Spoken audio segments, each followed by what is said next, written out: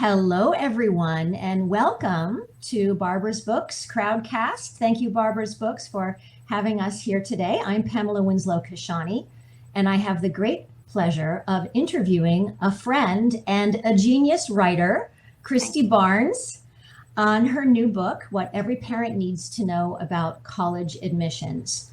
And boy, did I need her book about a year ago during the pandemic when I was helping my son, who did it all himself essentially, but apply to college and get into college. Uh, I got to read it after the fact, and you are in for a treat, especially if you are someone who is looking for guidance for your child, your teen, as to how to navigate this new world that we're coming through with all the new technologies and post-pandemic and all the choices that we have for college. I am an actress primarily, but I became a producer as well over the last several years. Some people know me as the original Rapunzel in Into the Woods. I enjoy singing a lot and still sing to this day whenever I have the chance. I co-found Apples and Oranges Studios and Apples and Oranges Arts, which helps to take the starving out of artists by using cutting edge technologies to help expand and grow diverse stories into the world. I'm here with Christie Barnes, who is my neighbor in Golden Oak, some of the time in Golden Oak, Florida, where we enjoy Disney-related fun with our families. And we happen to have a lot in common because we have children that are the same age. I have a 19-year-old son, and Christie has 19-year-old triplets. And getting them through college was no small feat. And of course, Christie, the way that she is, she had to do years and years of research, not only for herself, but for the benefit of all of us. So Christie, welcome to this crowdcast, and please say hi. It's fun and an honor to be here with you, Pamela. And we have so many wonderful talks walking around trying to figure the world out and the best for our children. I think we all want the best for our kids. And that's why I set out to write this book. I had actually four. I have triplets plus one heading to college. And so when they hit high school, I wanted to know the best for them. I'm an author of books that look at statistics versus perceptions, and mostly in the parenting area. You know, what's going to help parents worry about the right things or not worry at all, but target their efforts on important things that will make a difference in their kids' lives and not get bogged down with all the noise, all the scary stuff we hear on television, all the marketing that we hear from colleges, college board. The colleges themselves, usually, if you talk to admissions people, give very good advice, but some of that marketing can be really overwhelming.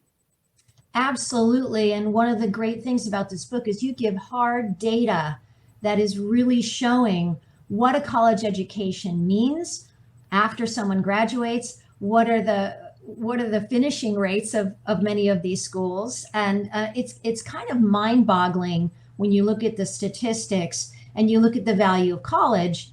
It's a lot of it can be intangible in a way. It's part of growing up as well as getting an education. And how can you put a price tag on that? But you're doing it. You're showing the value of college and why. So it's fascinating. Parents are presented with dilemmas now. There are colleges, at least one in particular, that's $100,000 a year for a 4-year degree. So you're looking at their list price being $400,000 versus a community college where it's $1,000 or less. And then you can do dual enrollment and get an associate's degree while you're still in high school, and that's free. So what's the difference? Is it worth that extra $400,000? You know, it used to be, my father wouldn't. I went to Women's Ivy League, Mount Holyoke College, which is a Seven Sisters school. And at the time that was the female Ivy League. It was listed 7th in the country. And my father would not let me get a scholarship. He was proud. He wanted to pay the full amount because he could do it. He thought that added prestige to it. I mean, this was some time ago, but is prestige worth 400,000 compared to 4,000? What's the difference? And I think you and I have talked about this, Pamela. We look and see at SMU, there's an SMU professor who also teaches at community college. The same course, same textbook, the same tests, the same mastery is expected. And you will find all over the country now, those teachers, those professors teaching at a selective college that costs a fortune, at the state school, and then at community college. And it's the same program. My daughter is a student currently deferred or taking leave at Fordham Lincoln Center. And her political science 101 class used the same textbook as the one at Columbia. It was the same testing, only at Fordham, she only had to write one paper a week. And at Columbia, her friends were writing 2 papers a week. The thing was, they had to master the same material, but my daughter's teacher, professor, offered internships to students who were working in the course to use that political research for an actual political, some sort of political research company. And so she got to show that she understood the knowledge and that she had to master and apply it. But the name brand is definitely going to what used to be Columbia. But now employers are looking at, well, can the students do the job? Can these graduates do the job? Can they apply this knowledge? Not, do they know things? Because right now, all of Harvard's knowledge is in here. Anybody can look it up on their cell phone. Exactly. And it used to be Harvard, elite colleges, these great colleges had libraries that no one else did. They had access to knowledge and research that nobody else did. And since all these technological changes, everyone now shares that knowledge. So you have to start thinking, okay, what is the best environment for our kids? But we're getting away. I'm getting ahead of ourselves. We're diving in, and yeah. it actually is a great segue to a little poll we're going to do right now. Mm-hmm. You look down, you can see we have a poll started. It is the question we love: should Harry, Ron, and Hermione choose Harvard or Hogwarts? So if you haven't voted, please vote. We'll discuss this question as you do that. So this is sort of a wonderful hypothetical there, Christie, that sort of sums up, in a way, your thesis question here. How do we do the best for our kid or kids? Right. And I think sometimes when you ask a group of people what college their child is aiming for, it's the best that they can. It's best in their terms. It could be an elite school. It's what represents the best to them. And they want that best for their kids. But then you start thinking, well, if you're applying it to Harry or Hermione or Ron, you think, well, they need to go to the one they're passionate about, the one that excites them, the one that has the special extra things that they need to become the people that they want to be. And so, so when I ask that question, parents always shout out, they have to go to Hogwarts. But then they step back and go, oh, well, maybe my kid's just as unique and wonderful as Harry or Ron or Hermione. Where should they go? Because Harvard is no longer that one size fit, or I'm just using Harvard. I love Harvard. It's fantastic. But if you're looking at elite schools, there isn't a one size fits all that's going to work for everyone. That prestige is not the factor that it used to be. There is no question it used to be important. But now it's the knowledge you're getting. It's having the kids be inspired, really, to actually get through the hard work and to make those connections and want to be an expert. And that comes from building on their passions. And so for me, individualized planning is what my book's about, 370 pages. But I was also asked by the Department of Education in Colorado and various government offices to write this book. They've had this individualized planning set up for 10 years, but parents walk past that meeting and then they walk into the room that says how to get your student into an elite college. Right. The elite college can be right, Harvard can be right, Hogwarts can be right, but Well, also we have a both dead can be heat wrong. right now in our poll. Oh, We're let's split see. down the middle. Oh my! So there are some that still feel that Harvard is the way, and there's Yes. validity to that too. Obviously, Yes. Harvard, Yale. My dad is a Yale. He's an Eli. These are great schools, and the value Wonderful of educations. the education, of course, is top notch, but also the people that you meet are going to be quite wonderful. But can you meet and make those connections outside of this elite system? Well, over 200,000 students apply to these elite schools, and about 20,000 get in. Those other 180,000 plus many more are excellent students, and the dean of Harvard has said I could choose anyone on that list. I could choose. Wait, they just all a bunch of losers because they just didn't. Their GPA just they didn't cut it, right? That's why they didn't get into Harvard, right? Right. Well, if their GPA was down or anything was different, it's not even statistically relevant what separates these kids. These are all great kids. Right? What? There's not a space for all of these excellent students. There's excellent. Just too many. So you're going to have this huge list of people that did not get in. Should they feel like they're failures? And they do. I've met so many high school principals who say, we tell them it's a lottery. We have told them it's a lottery. And what happens is they get the results and their offices get flooded with students and parents going, what did we do wrong? Why weren't we good enough? And there's another phenomena going on, not even at elite schools, but at schools across the country. UC Boulder, University of Florida are two that I know very well that have had this problem, is kids with 4.7 grade point averages, perfect ACTs, 10 APs, 4s and 5s. Top-notch students are getting turned down. And they tend to be in-state students, and they're being turned down for diversity. And the diversity that the schools are getting back to the counselors who are panicked about this is, we want out-of-state students.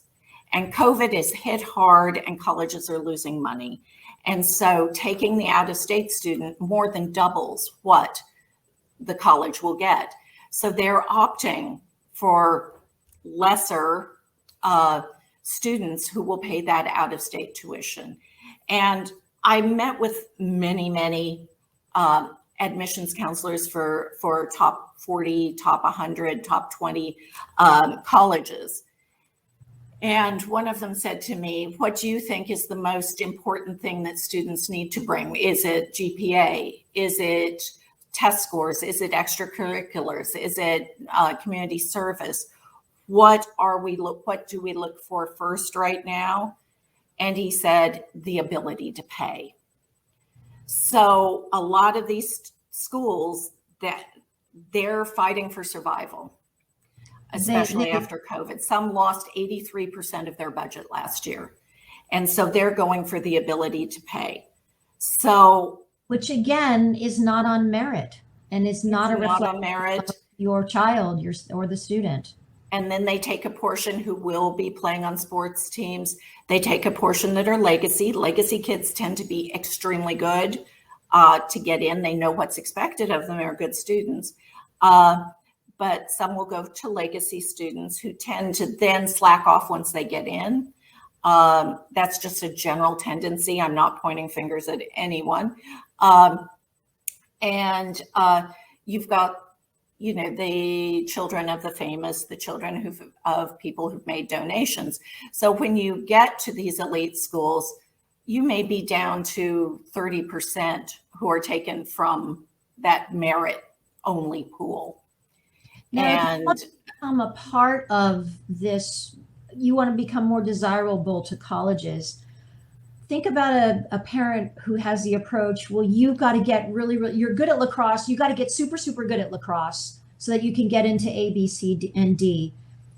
What do you feel about that approach to parenting? Uh, if the child really loves the sport, because what's happened with COVID is very few sports teams actually make colleges money. And so a lot of schools, look at Brown, turned every single competitive sport into a recreational one. They're playing with high school teams in the area, that sort of thing. They are not offering the money. And so it may not work out as well as you think. It may not be that golden ticket to get in. It's wonderful to play, and you should look for a school because that's what you love to play. So again, we're getting back to passion as opposed to the cookie cutter approach of finding that asset that makes the student shine. Yes. A local high school asked me to talk to a woman whose daughter was a sophomore in high school. They were Harvard bound, and the daughter had been swimming since she was 5. She hated swimming. She's there at 5 a.m. at the local university doing her laps, but loathes it. But the mother said, but she has to get in Harvard. And I heard the way into Harvard is to be on the junior Olympic fencing team. So I'm hiring every Olympic fencing coach that I can find to be a team to work with her so she can be a fencing star. And the girl, number one, didn't know about it. Number two, doesn't like fencing, had no particular aptitude. Most kids who do fencing start when they are very young and they love it. And so it was a matter of trying to talk her out of it. And I said, well, what does your daughter love? And she said, well, she's busy doing 2 instruments because we heard that worked. And she's busy volunteering. And I said, well, what does she do in her spare time? And she said, well, she doesn't have spare time because she has to be an ideal candidate to get into college. And she said, I suppose she reads a little. Now, no time for passion. The girl is undecided. She doesn't know what she likes because she's being somebody else. And being yourself, you're going to get, as an actress, having truth behind your role is what's important. If you're pretending to be the world's best accountant, you are not going to do as well as someone who absolutely loves accounting.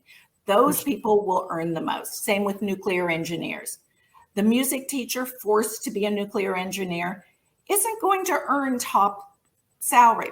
There's no passion. There's no drive for expertise. And so they end up falling way behind in the earnings category, and they would have earned more as a passionate music teacher than as a poor nuclear scientist or accountant. Exactly. And speaking of getting salaries, there's a lot in your book about getting out the other side and having realistic expectations of what a college degree will buy you, quote unquote. And how are jobs changing? You go into that in your book. There are 2 points. Since we've been talking about elite colleges, I'm going to make a mention about elite colleges. A lot of parents think, oh, if my child goes to the University of Chicago, to the best journalism school in the country, amazing school, if we pay, the list price is $400,000. So if you pay $250,000, my child will then be able to earn more than my child will be a high earner. No, the median salary for journalists 5 years after college graduation is $28,000. That's the median. There are high flyers, but there's nothing to say going to Chicago is going to do it. It's the kind of stories you tell, it's how you write. And, you've got your professor who's teaching at Chicago, but maybe teaching at the community college. And it's if you have the money to go to University of Chicago, you might be able to hold out longer and and travel more and find your niche and so on and so forth. But, getting a degree from Yale in archaeology is not going to earn you more than a degree in archaeology from University of Wyoming. But in Wyoming, you'll already have a job at one of the digs there. Right. So, if all of these schools provide a wonderful education and a wonderful, dazzling life experience, college is amazing. And 90% of high school seniors try to go to college. They start college. That's 3 million kids a year. It is amazing. But right now, I want to get the wording. Being educated is not the same as being employable. And what you were saying about the technology age, we've got technological change going at an exponentially increasing rate. And so by the time, your child starts college, the technological transformation happens in 3 years. His job's going to look different. What he went in for is going to be transformed by the time he leaves. Yeah, and it's college happening with us in our company as well. Mm-hmm. Yeah, it's technology is changing every single field, including in ways that even by the time you're from a freshman to a senior, the things that you need to know leaving are already could be potentially outdated. And I've seen what you've done with a lot of your workshops.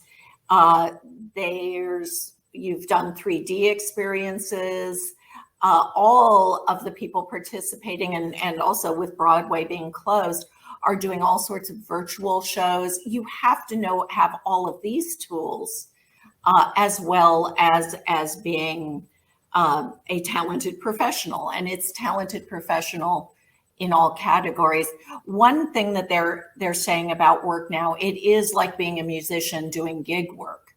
That is starting to take over. I wrote in Forbes about that, that they call it gig work. And so I know engineers who have a specialty, they work for a company that lasts 3 months, then they move on. They've had to network and they move on to the next company and the next. Meanwhile, they're trying to upskill and keep ahead of the game, but they're brought in for little things. And one example is the wine industry. Used to be huge vineyards and everyone had all the vats and all of the personnel and the marketing and everything was right there.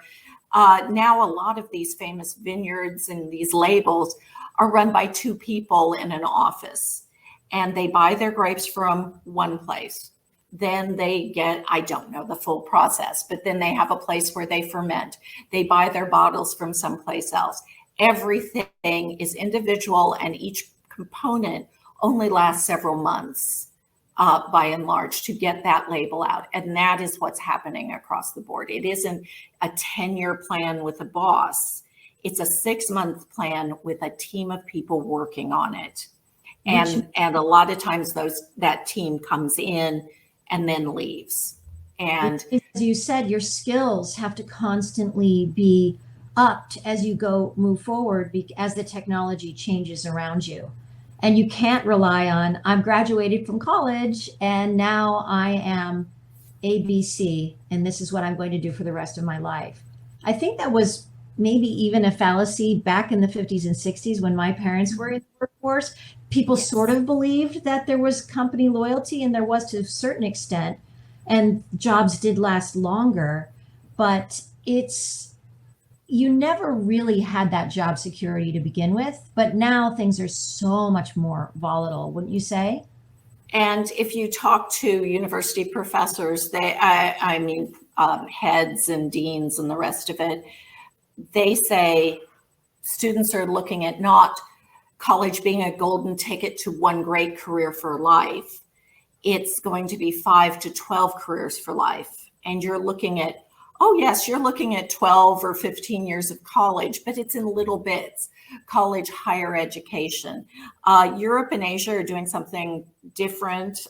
Congress, bipartisan, is trying to do the same thing, where there will be opportunities when you go to college, you can return and upskill. University of Singapore, you might get a degree, but you can come back anytime in the next 25 years and upskill or transition to something else, because it's just going to be retraining, upskilling. These are not going to be promotions. These are different careers that haven't been invented yet. So how do you plan for it? Probably not by spending $250,000 on one degree that might be defunct by the time you graduate. Exactly. Great education, wonderful life experience. I want everybody to be able to do that. But making it employable just takes more planning and more thought. What you study needs to line up a bit more with what job you want to do, and you need to try to work in some sort of internships or certifications. And with looking at today's graduates, 70% of college graduates end up having to get certification they could have gotten in high school, but some sort of certification or internship before they're actually employable. And that makes sense. They need something that shows that they're up to date and that they can actually do a job, because employers want people who can walk in and do the jobs and not have to go, oh, I'm going to train them. Exactly. And in some cases, some jobs pay better without a college degree than other jobs. So getting the college degree, I would think you would agree with this, doesn't necessarily guarantee that you're going to be employable and that you're going to get the type of salary that you want to have.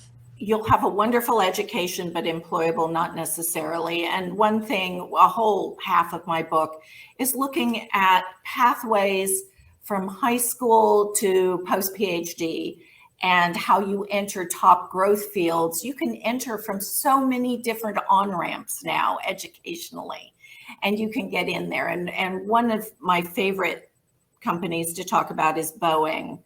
I know a young woman at Boeing. She is an aerospace engineer, and she got her degree at Colorado School of Mines, which has a list price of about $250,000. It's a fabulous school. And so she is an aerospace engineer at Boeing. Working next to her in the same department is someone with a 2-year certificate in aerospace engineering. And she and the other person, 2-year degree, and is earning exactly the same salary, doing exactly the same thing. Wow. And in their office, not earning as much money, is an apprentice from high school who's earning $35,000 a year, but is having all of the dual enrollment and then going on to get a bachelor's and a master's. All of that will be paid by Boeing. So that person will have no debt. The person with the associate's degree has virtually no debt. And the one with the fancy degree has $250,000 debt and is working 3 jobs. She does her Boeing aerospace engineering job.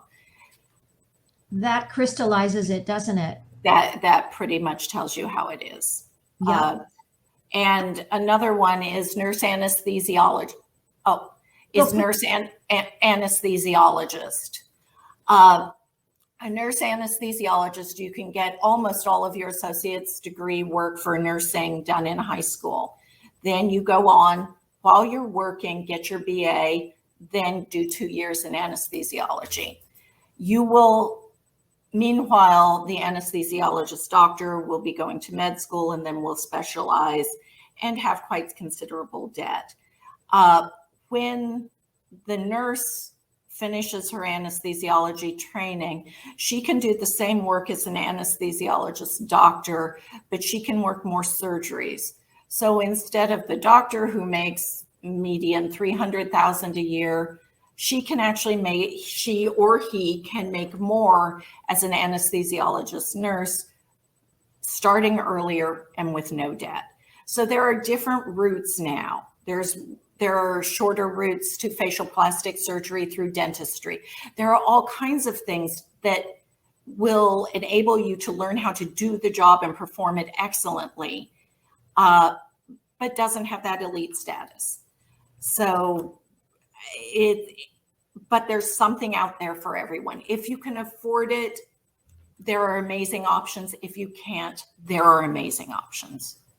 And having all these options, Christie, and living this in real time with your 4 children, how has your research affected your wishes for them? It was hard. I have a lot of Ivy League, elite, top school relatives. I did Mount Holyoke, and then I have a master's degree from University of London, and which isn't the most prestigious, but but I wanted these. My kids did 10 APs. They could have done more, but then I stopped them. And I had to see if I could live what I was putting in my book. And so they would have probably done a liberal arts degree, just purely liberal arts. My son, one son who is taking a gap year, is into the University of St. Andrews, which is now the #1 ranked university in Britain over Oxford and Cambridge. It was #3 when he applied. He got, now it's the prestige one. He was shortlisted for Oxford. He had 10 APs. They only look at APs. They did not look at his grades. So that we use that to take a lot of pressure off my kids. You've got to pick and choose. At the school they went, there were 2 young men from a previous year who were head of the debate team, had national awards in the history B, in debate. They were class president. They would have been valedictorian. They had 15 APs with 5s, but they didn't graduate because they didn't spend enough hours in the classroom to do all the amazing things that they were doing. There wasn't time to go to class. They turn up, do the test, they turn in the homework, but then they found out the school would not graduate them, so they had to get GEDs. They are now at Harvard and Stanford, but you can't always do it all. And you need sleep. The teenage brain, they need a certain amount of hours, and getting up at 6 a.m. is not conducive to those hours, because they tend to go to bed later. I know from experience with my son, he's a night owl, and that's a very natural thing for many teenagers. But my daughter got into Ivy League schools in this country, but she also got into a program at Central St. Martin's School, which is the University of London, University of the Arts in London, that has that art history side. It's curatorship. And so she has to do the art history side of it, but she also does practical work in museums, in organizing London Fashion Week, whatever she wants to, organizing film festivals, sort of looking at the history of culture and how to apply it through curatorship. And we've talked that is very similar to the value of the arts now, the enhanced value of arts and creativity. And I think in any field, there's that practical and the artistic and the inspirational. But Pamela's son is an interesting case. Yes, he is. Tell us about Timothy. Timothy was homeschooled since birth. We just never put him in school because there were several reasons, but there were 2 main factors. One was we enjoy traveling, and we wanted to have the freedom, having only 1 child, to be able to do that and open up the world as a classroom to our child, but also because he was an early reader, and he was also a kinetic child, a very spirited child. And we thought sitting him down in a kindergarten, learning things that he knew 2 years ago, and having him be sitting still in a group of kids didn't make any sense, teaching him the wrong things. So we decided to continue just doing what we were doing, which was reading to him, teaching him the alphabet and all the basics of math. And then it just kept evolving every year into a curriculum. And other teachers came on board. We got help from a wonderful history teacher who he studied with for 13 years and has never met, Mr. Powell. They literally never met, but we feel like he's part of our family. And another literature teacher who was extraordinary, who came from an elite private school, but decided that he would be more impactful with smaller groups of students that he could really get one-on-one with. And that his name is Mr. Travers. He's quite extraordinary as well. And they helped him get through to the high school level and beyond. And with some supplemental courses there's a plethora out there, but we use Florida Virtual School. And that was a way we could supplement all of the science and the math requirements and the APs, which he eventually took as well. And we were kind of hitting the ground running as homeschoolers because, first of all, we have only one child, so we didn't have the knowledge of doing it before. We were just thrown into this ocean hoping that we could swim. And we got some help from a counselor who specialized in homeschooled children, because there is a different way that colleges look at homeschooled kids. There's a certain percentage, I know, in the UC system, which is where Timothy ended up getting in, is University of California, Irvine, that they have an allotment for 6% of applications to be from homeschooling, non-accredited programs, because they're very much into checking all of these boxes, which are very easily checked when you're in a public school situation or many times a private school situation, because they have these standards that they give. Whereas homeschooling, it's a little looser. And so they give you that freedom, which is wonderful, because we had the freedom, which also gave Timothy the time. So homeschooling someone one-on-one, you can give them the same amount of time it takes us in a 6.5-hour school day. You can finish that in about 2 hours. And so you have all of this other time to really look for those passions and see what they do, see what they're gravitating toward. And then because we had the luxury of having only one child, we could absolutely explore. Oh, well, I really want to try basketball now. Great, let's find a basketball clinic. Let's go do that. Oh, I really love astronomy. Excellent, let's do these programs. There's a seminars that we can do online, or there's a club you can join. So we ended up catering to Timothy's passions, and he found game design, video game design. So he loves playing games, but he always wanted to be a game creator. How was he going to do that? We didn't know. He just asked for what he needed, and ended up now he's developed his 5th or 6th game is going to be released next week. That is making him money, and That's a real job. Yeah, he has a career as a gamer. But he also is a very influential, clever YouTuber. He has is it a YouTube channel as well? Yes. And that kind of brings us to the Varsity Blues. One thing that bothers me about the Varsity Blues scandal and the parents there. And again, parents trying to do their best. What they did, we're not going to talk about that. But a couple of those girls were influencers. They liaised with fashion companies, makeup companies, entertainment. They had to promote themselves. They had to do an image. They had to understand the technology. They were making 10, 20, 30, 40,000 a year. And the parents looked at that and said, oh, that's not a real job. The respectable thing is the traditional path. You go to a great college, then you get a job. And that is sad, because those girls had real jobs. Those girls were doing stuff, following those passions. And they had sets that were very valuable to people in the workforce.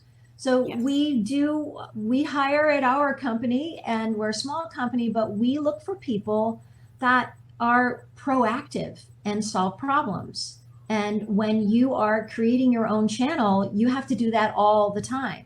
And you've got to look, you've got to multitask, you've got to make sure that everything that's coming across is has the same brand look and feel. I mean, I can go on and on. There's so many different skill sets of how you are learning how to present yourself, which could move into a marketing job. Or if your talent is, my son is actually hilariously funny. He talks about, well, maybe I'm going to go do some stand up on the side while I'm learning coding my freshman year of game design. So you never really know where these skills are going to come in handy, but that's yet another topic we can slide into a little bit. The skill set seems to be getting a little softer and more creative. Can you talk about that?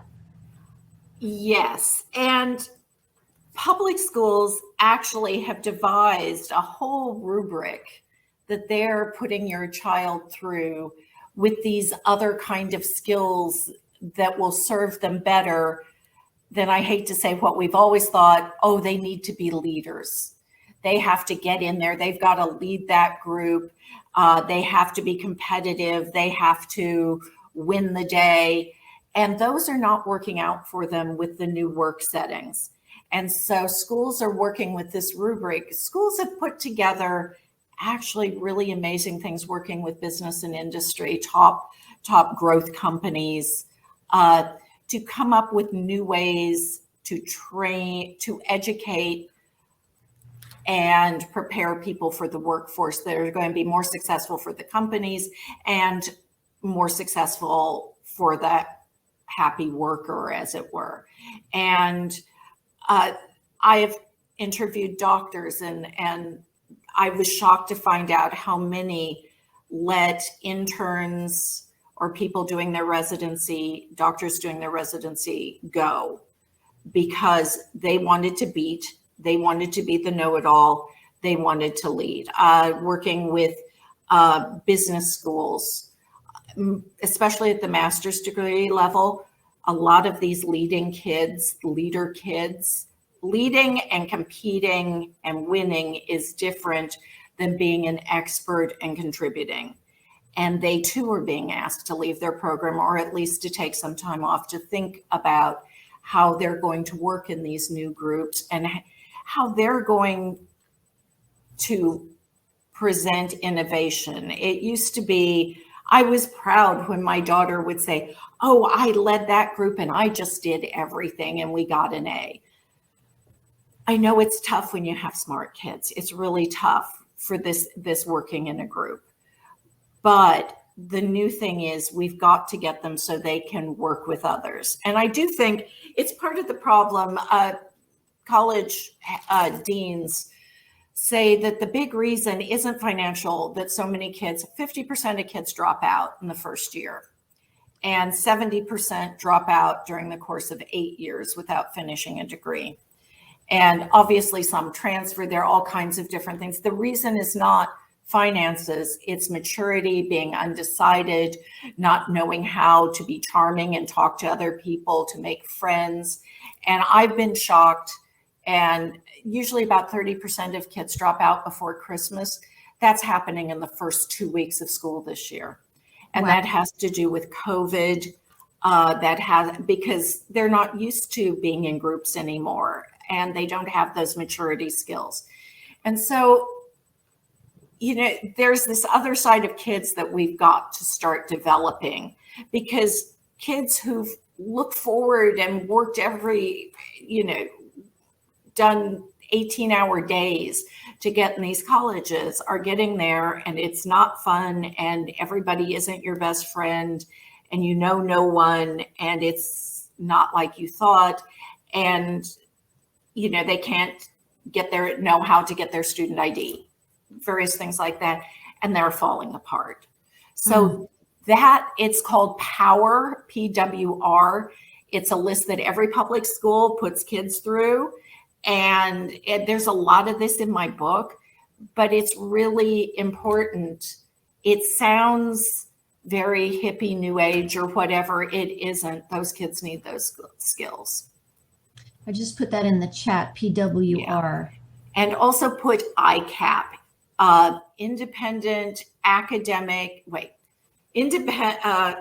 individualized career and academic planning. Now, every kid in high school can tell you all about it. I'd never heard of it. I asked my kids and they said, oh yeah, we've been doing that since middle school.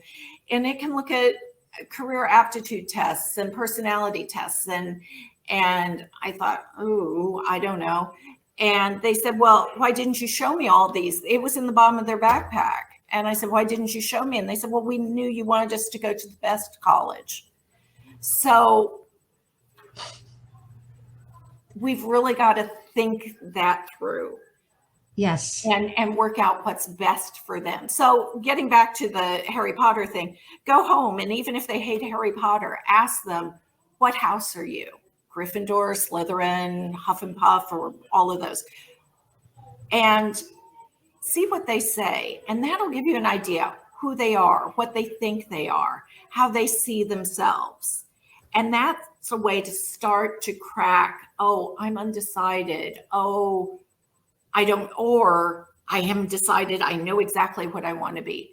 And start looking at those kinds of things to start to know your kid. What are they doing when they're so busy they don't want to come down for dinner?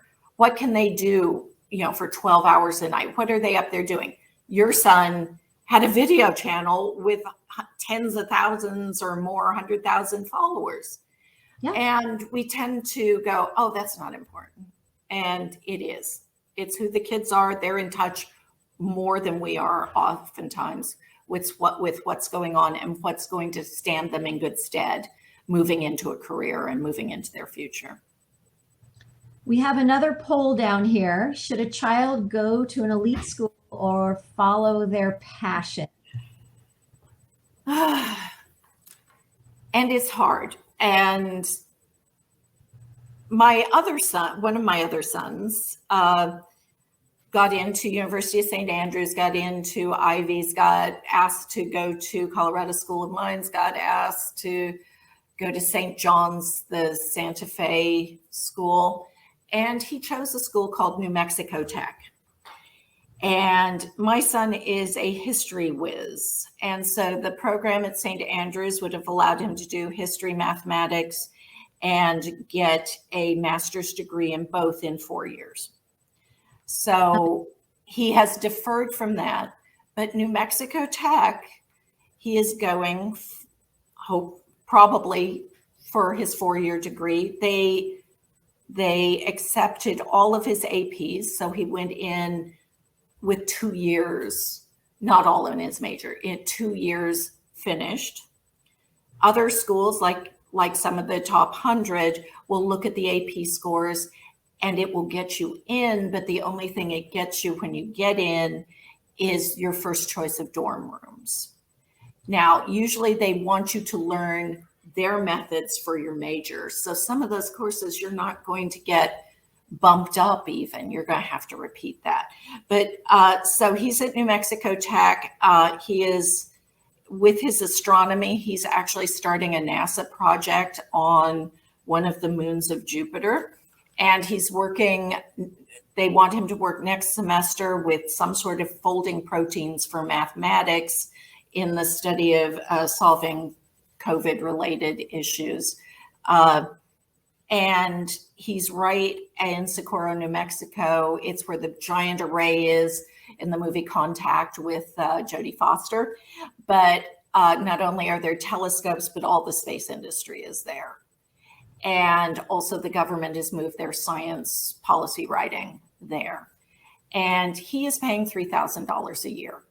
And they think that he will have, most of the physics students actually will have paid internships that are part of their research for their degree. They have to master that basic material. And that, I do want to say something right now. Bachelor's degree level is basic material.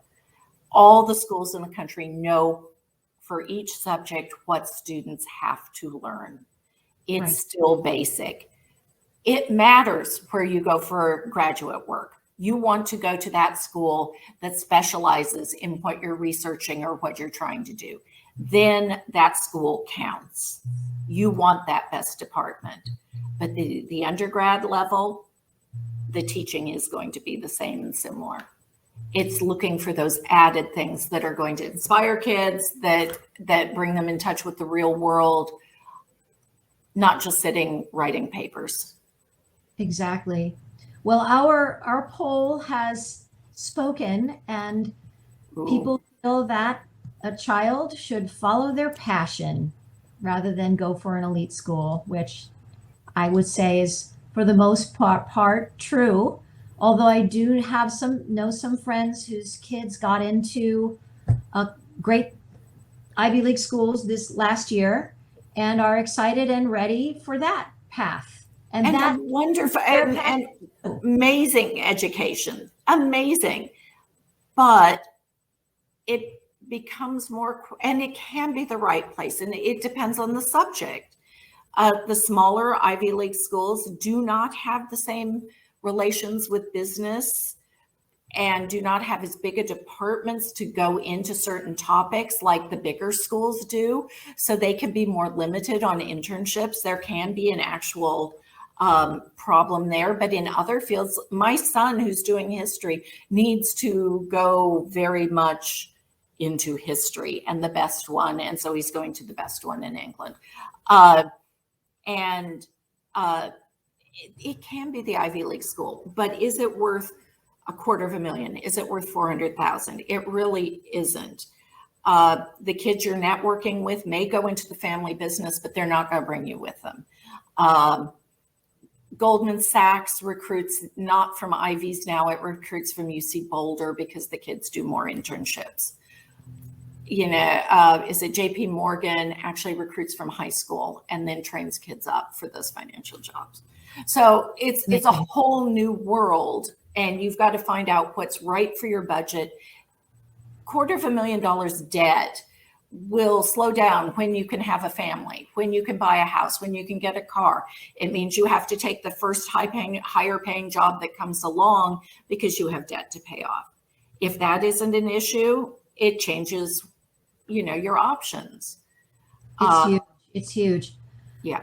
Christie, I just wanted to open it up. If anybody has a question, a specific question for Christie, you can put it in the chat and we can try to address it. We have about 5 more minutes before we're going to wrap it up. And I just wanted to make sure if anybody has a question for Christie, please put it in the chat. But in the meantime, we'll continue to talk. And I have a question for you about community college, because I do have friends who have done the puddle jumping where they've spent much less money, and they've done 2 years at a junior college or community college, which oftentimes can be free, and simply transfer it into their dream school, their passion school, their elite school, whatever school, and finish off that undergraduate degree with little or no debt and the same result. And a lot of times at these community colleges, you get to work with actual professors who are retired or semi-retired or are working at other colleges and who also feel like they should be teaching a community college course. And so you're getting the similar or sometimes better. A lot of the big research schools or elite schools have the basic courses taught by graduate students who can be excellent. But if you're going to a school with Nobel Prize winners, you're not going to be taught, your child won't be taught 201 chem by the Nobel Prize winner, nor would you want him or her to be taught by that person, unless they have this love for teaching, because their job is to do research. And their job, rankings in the States come from the research they're doing, the publishing they're doing, but that does not impact the undergrad experience. So you can have a better mentoring and a smaller classroom situation at a community college, but you may lose that campus experience. And if you feel that your child needs that campus experience, that's a drawback of the community, can be a drawback of the community college unless they make an effort to get involved. So there are drawbacks. The campus experience nowadays, though, has kind of gotten out of hand in that there are 600 clubs and there's skydiving and there's the lazy river and there's the hiking equipment and so on. College students shouldn't look at it as, I'm away from mom and dad and I get to do all these fun things. It isn't for your summer camp. And there are a lot of kids very immature who don't like to be challenged. And so there are safe zones on campuses where people cannot challenge their views. So it's not like 10, 15 years ago where you went for an exchange of ideas. Some kids are not mature enough to do that. And so the college experience is not what it was, say, 10 or 20 years ago. And coming out of COVID, the last year was a very strange year for a lot of college students. We have an initiative at Apples and Oranges called Unpack You, which is helping mental wellness, especially in the Pittsburgh area, for 11 of these colleges, but it's moving now onto a national level as well. But can you speak a little bit about just sort of the mental health of a student and when they are isolated or when they don't have the capacity to be in person in classes, and how can they get help? How can they hold it together? I mean, going through with so many kids, going through so many college talks, one of the first things they all mention is the help available on campus. And there is a lot of help available. One strange thing that happened during COVID was events on campuses, which had to go virtual, clubs, speaking events, musical performances, suddenly were getting completely booked out because the students at home were stuck at home and they weren't tired and in their dorm and having to put on clothes and walk across campus to go to a string quartet, but they'd listen to it when they were stuck at home. So there was that side, but it is something quite terrifying. And you probably speak to that better. I do know that at a lot of high schools, there's something called the Depression Olympics that's happening. And that means kids try to outdo each other, or even classes of kids. AP English 2:00 is trying to outdo in depression the kids, at 11:00, because they think it means they're working harder if they're depressed and anxious. And there's social groups that revolve around that. Oh, I'm more depressed than you. Oh, you're so depressed. Oh, let me talk to you. And it's becoming a vicious cycle on campus. And so taking this elite college can be right, but taking this, oh, you're a failure if you don't get in this school. I am tired of interviewing kids who go, oh, I just went to UPenn. I couldn't get into Yale. I went to something or another state university because I couldn't get into the state U. Or I just went to community college. I'm now through that and I've got my degree and I'm getting a master's, but it was just community. We have got to stop this. We've got to stop this. Anything anyone's doing, get a certificate and you're making $110,000 out of high school in airplane mechanics or in entrepreneurship. There are amazing programs in something called career and technical education, and that includes the medical field. Even if you're going to be a doctor, anything, look into one of those courses. Taking those courses makes a big difference psychologically. More kids graduate, less kids get depressed. They're looking at the careers and futures. They're trying out careers, and there's less teen pregnancy. All of these things. You're not depressed about your friend group because you're now looking to the future. You're more involved in a career. So those things are still academic. They're usually dual enrollment. You'll get the credit, whereas you might not with the AP. But these are things that help the mental health in high school. But more. Poor Tim, tell the story of what's happened to your son and his classes. Yes, this is just the new wrinkle for us. And this will be I'll just make this quick and then we can conclude.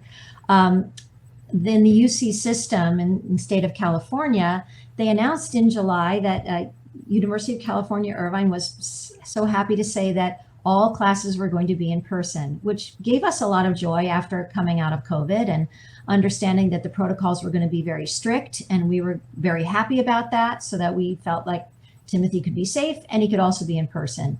Then the first week of class, he meets his wonderful teachers, absolutely thrilled, with all of his teachers feeling like this is going to be an amazing quarter. And then at the end of their meet and greet, they announced that all of the classes are going to be virtual and on the students' own time. Mm-hmm. And so it kind of burst his bubble, our bubble of the college experience of going to class, and then after class having a little chit chat about the class or something funny that happened with a fellow student that happens to be sitting next to you, etc. It just sort of loses the intimacy of knowing your classmates as well as your teacher. But they're doing the best that they can. What they did was they gave an option to the teachers to do virtual or in person. And that sort of slipped through, I guess, after July. And for whatever reason, the courses that Timothy's taking as a freshman are the bigger classes. Many of them are the lectures that are the 400 kids in there. So they opted for virtual classes. So we've had to adjust a little bit there. But he's still going to campus for clubs that he's joined, and he's hoping that the swim team is going to start next week. So there's reasons that he still needs to go to campus and wants to be there, but it's certainly not what we were hoping for. And there's going to be so much change in all areas, from testing and everything else, evaluating students. And I think it's important for parents to really try to connect with their kids and really see where the kids are. Just one comment about gap years. There is a group of students who graduate in 3.5 years, have higher grade point averages, do not change their major, and 5 and 10 years on are happiest in their jobs. And those are kids who've taken a gap year. And 96% who take a gap year, even if it's sitting in the basement, not doing some expensive round the world yacht tour, sitting in their basement playing games, all of them, 96%, head straight to college. Otherwise, a lot of them have found something else that they want to do in the meantime before college. But be honest with yourself, whether you're your teen, and have your teen be honest. Are they ready to plunge into really difficult situations? They're going to require a lot of resilience and a lot of new behavior than they've been used to. And your book helps with that. You have and you have sort of checklists where you can go through and assess with your child, your teen, what do they want? What are the areas that they need to develop more? What are the areas? Who are they comfortable talking to? Yeah, exactly. What situations are they comfortable in? And it's important to really look at that. And so please feel free to contact me. My email's up there, collegeneedtoknow@gmail.com, or I have a College Need to Know website. There's a lot of contacts in the book. There is extra material on different growth fields and things like that. So if you want that, if you could email me and I'll send you a link to that new material as it changes. But all that material is probably at your public school as well. And it works for your child, and it can work for you or anyone you know who's looking to change careers or upskill or look at education in a new way. Absolutely. The book is What Every Parent Needs to Know About College Admissions. It's going to become a classic. You're going to need this book, so please go and get it. And if you want to share this podcast, this Crowdcast with friends, please forward the link to them. It will be available on Barbara's Books YouTube channel. And I would like to just take a moment to say thank you to Barbara's Books for facilitating us today. And thank you to Andrew for being our tech helper and getting us up here safely and properly. And of course, to Christie, thank you so much for being such an interesting subject to talk to. You know, I can't wait for the next walk where we just can't stop talking for another 3 hours, because I know, and it's a 370-page book, so I'm afraid we've hardly covered any of it. We've But scratched the surface today, so please, yes. please do pass it on to your friends. It's really valuable. I've already passed it on to 3 or 4 of my friends as well. They've really appreciated it. So again, thank you, everybody. Thank you. Thank you, Barbara's Books. Thanks, Take Pamela. care. Bye-bye. Bye.